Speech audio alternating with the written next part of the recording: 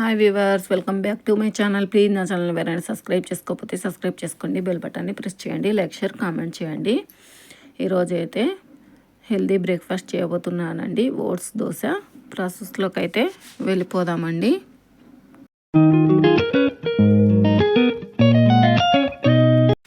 ముందుగా అయితే ఓట్స్ని తీసుకోవాలండి. నేను ప్లెయిన్ ఓట్సే తీసుకున్నానండి.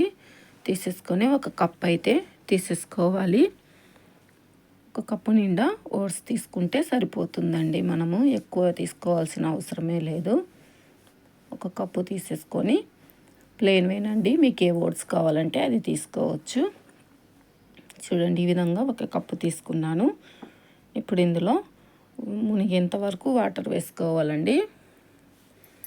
మునిగేంత వరకు వాటర్ వేసేసుకొని ఇప్పుడు ఇందులోనే ఒక కప్పు సూజీ రవ్వ అండి, మనం ఉప్మా రవ్వ అంటాం కదా, అది వేసేసుకోవాలి. అది కూడా ఒక కప్పు నిండా కాకుండా ఒక హాఫ్ కప్ వేసేసుకోవాలి. చూడండి, సూజీ రవ్వ అండి. దీన్ని కూడా రెండింటిని మునిగేంత వరకు ఒక 10-15 నిమిషాలు నానబెట్టుకోవాలండి. చూడండి, 10 నిమిషాల తర్వాత నానిపోయింది మెత్తగా. ఇప్పుడు మనం నీళ్ళతో సహా మిక్సీ జార్లో వేసేసుకొని మొత్తం గ్రైండ్ చేసేసుకోవాలండి. ఇంకా నేను చట్నీ కూడా ప్రిపేర్ చేస్తున్నాను. ఇంకొకేసారి రెండు ఒకేసారి మిక్సీ పట్టేస్తాను. దీంట్లోకి పచ్చిమిర్చి, అల్లం, ఉప్పు వేసుకోవాలండి. పచ్చిమిర్చి, అల్లం, ఉప్పు వేసేసుకొని గ్రైండ్ చేసేసుకోవాలి. ఇంకా చూడండి, ఇంకా రెండు అయితే ప్రిపేర్ అయిపోయాయి. ఇంకా వేరొక బౌల్లోకి అయితే తీసేసుకోవాలండి.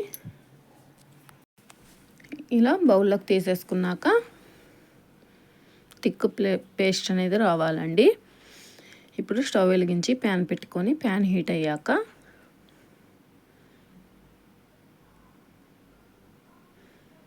ఇలా చూపించిన విధంగా స్లోగా వేసుకోవాలండి.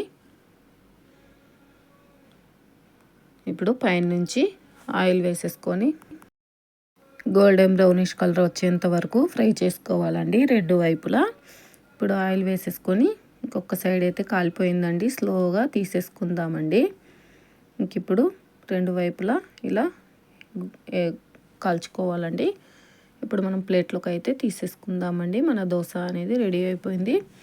చాలా పర్ఫెక్ట్గా వచ్చేసిందండి మన దోశ అనేది. చూడండి ఎంత స్మూత్గా ఉందో, తుంచుతుంటేనే మీకే అర్థమవుతుంది కదా.